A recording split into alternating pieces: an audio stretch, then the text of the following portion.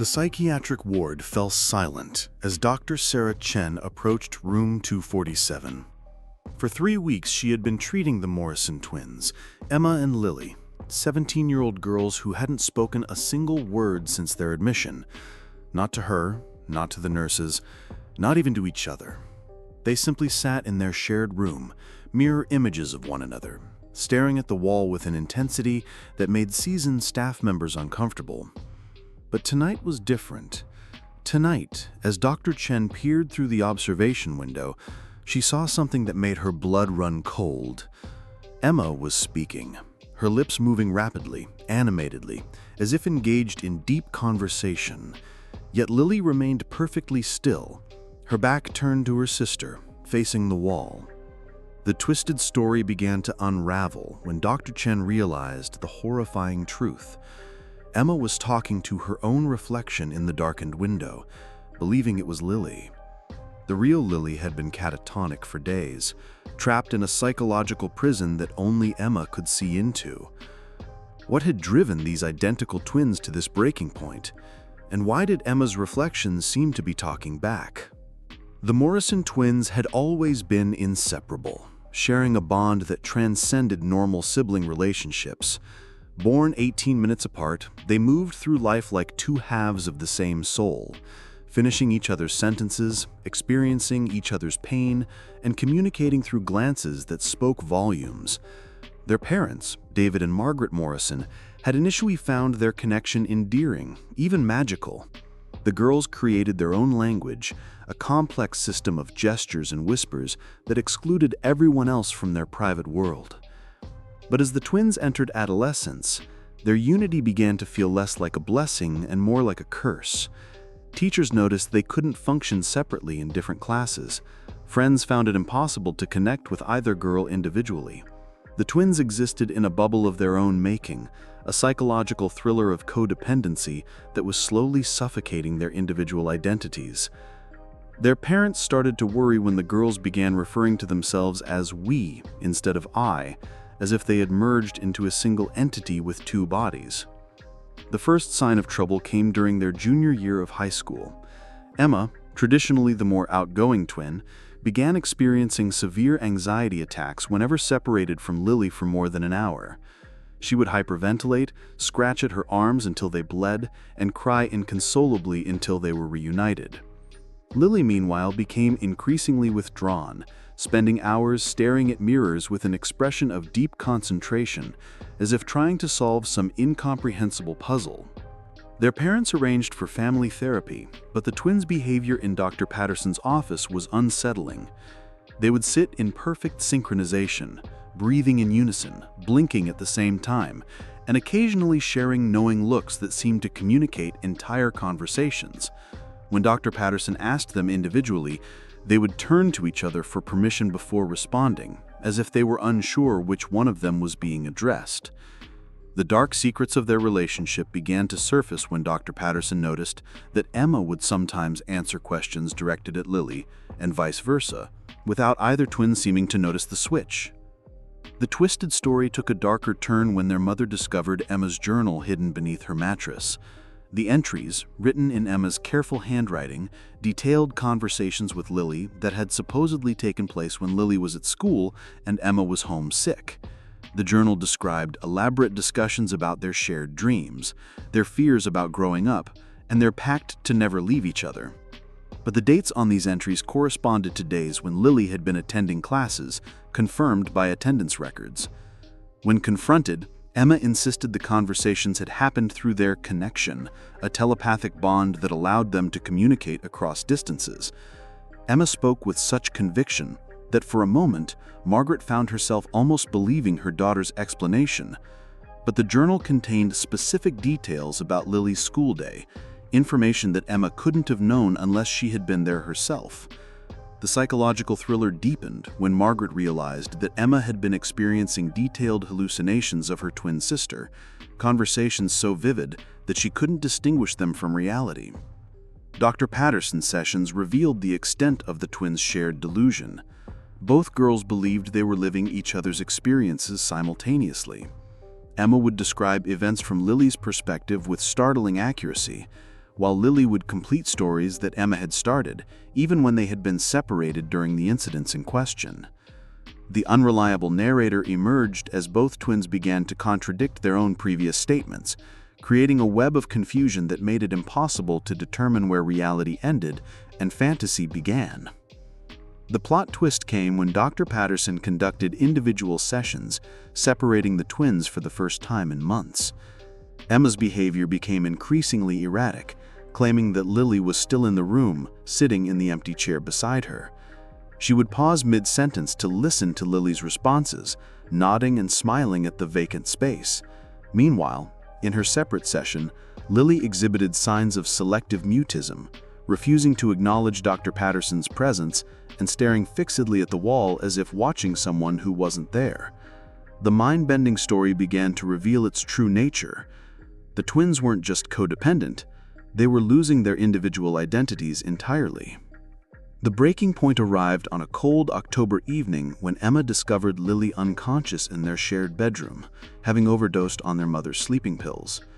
The paramedics rushed Lily to the hospital, where she remained in a coma for 3 days. During this time, Emma's behavior became increasingly disturbing. She insisted that Lily was still with her, carrying on conversations with empty air and setting 2 places at the dinner table. She would laugh at jokes that only she could hear and comfort her invisible sister during moments of apparent distress. The psychological horror intensified when Emma began experiencing physical symptoms that mirrored Lily's medical condition. She complained of the same stomach pains that had preceded Lily's overdose, developed bruises on her arms in the exact locations where Lily's IV lines had been inserted, and even began speaking in Lily's slightly different accent. The hospital staff were baffled when Emma appeared to be suffering from the same medication side effects as her comatose sister, despite not having taken any drugs herself. The mystery unraveled further when Emma started displaying knowledge of conversations that had taken place in Lily's hospital room while Emma was at home. When Lily finally awakened from her coma, the twins' reunion was nothing like their parents had expected. Instead of relief and joy, there was an eerie calmness that felt more unsettling than their previous distress. Lily seemed different, more withdrawn, speaking in monotone responses that lacked her usual warmth. Emma, meanwhile, appeared to be completing her sister's recovery, growing stronger as Lily grew weaker, as if they were 2 vessels connected by some invisible force. The twisted story reached new depths when the twins began switching personalities entirely. Emma would suddenly adopt Lily's mannerisms, speech patterns, and even her memories of events that had happened while she was unconscious. Lily, meanwhile, would display Emma's confidence and extroversion, but only for brief periods before retreating back into her shell. Their parents watched in horror as their daughters seemed to be sharing a single consciousness, passing it back and forth like a baton in some macabre relay race. The dark secrets of their bond were becoming impossible to ignore, but the true extent of their psychological prison was yet to be revealed. The final descent into madness began when Emma started insisting that Lily was an imposter. She claimed that the real Lily had died during the overdose, and that the girl who had awakened from the coma was a stranger wearing her sister's face. Emma's paranoia grew stronger each day, and she began treating Lily with suspicion and fear, questioning her memories and testing her knowledge of their shared past. The psychological thriller took a new dimension as Emma became convinced that she was the only one who could see through the deception. Lily, meanwhile, seemed to be fading away entirely. She spoke less and less, often going days without saying a word. She would stare at Emma with an expression of profound sadness, as if she was trying to communicate something important but lacked the ability to speak. The family dynamic crumbled as Emma's accusations became more frequent and disturbing. She would shake Lily violently, demanding to know what she had done with her real sister, while Lily would simply stare back with empty eyes, neither confirming nor denying the allegations. The hospitalization came after Emma was found trying to wake up Lily by shaking her unconscious body at 3 a.m. Emma had become convinced that Lily was trapped in a perpetual dream state, and that the girl walking around in her body was just a dream version of her sister. The unreliable narrator had become completely detached from reality, creating an elaborate explanation for her sister's changed behavior rather than accepting that they were both suffering from a shared psychological breakdown. In the psychiatric ward, separated for the first time in their lives, the twins' true condition became apparent. Emma continued her conversations with an invisible Lily, becoming increasingly agitated when staff members insisted the chair beside her was empty. She would plead with the hallucination to come back and stop hiding, creating a heartbreaking tableau of a young woman desperately trying to reconnect with a sister who existed only in her fractured mind. The plot twist revealed itself gradually. Emma had been experiencing a complete psychotic break, and her perception of Lily's behavior had been filtered through her own deteriorating mental state. The mind-bending story reached its climax when Dr. Chen made a shocking discovery in the twins' medical records. Lily had been born with a rare neurological condition that affected her ability to form long-term memories and maintain a consistent personality. For years, Emma had been unconsciously compensating for her sister's condition, creating elaborate stories and memories to fill in the gaps in Lily's fragmented consciousness. The psychological thriller wasn't about telepathic twins or supernatural connections. It was about one sister's desperate attempt to keep her disabled twin anchored to reality. Emma's hallucinations had been her mind's way of processing the gradual loss of her sister's personality. As Lily's condition worsened, Emma had begun experiencing her own psychological breakdown, unable to accept that the sister she had protected for so long was slowly disappearing. The dark secrets weren't supernatural. They were the tragic result of untreated mental illness, family denial, and the devastating love between two sisters who had never learned to exist as separate individuals. The mystery unraveled to reveal a story of sacrifice, delusion, and the terrible price of unconditional love. The Morrison twins' story remains one of the most haunting examples of how love can become a psychological prison, trapping those who care most in a web of delusion and despair.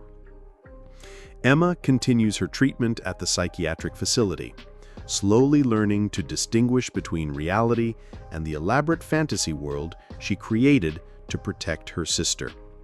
Lily, meanwhile, receives specialized care for her neurological condition, finally getting the help she needed years earlier. Their parents struggle with guilt and grief, wondering if earlier intervention might have prevented this tragic outcome. But what do you think? Was Emma's devotion to her sister admirable or destructive? Could this psychological thriller have ended differently if the family had sought help sooner? Share your theories in the comments below. I'm fascinated to hear your thoughts on this twisted story. If this tale of dark secrets and unreliable narrators left you haunted or curious, hit that like button and subscribe for more mind-bending stories that blur the line between love and obsession. There are more psychological thrillers waiting for you on this channel, each one more unsettling than the last. Until next time, stay kind, stay sharp, and stay curious.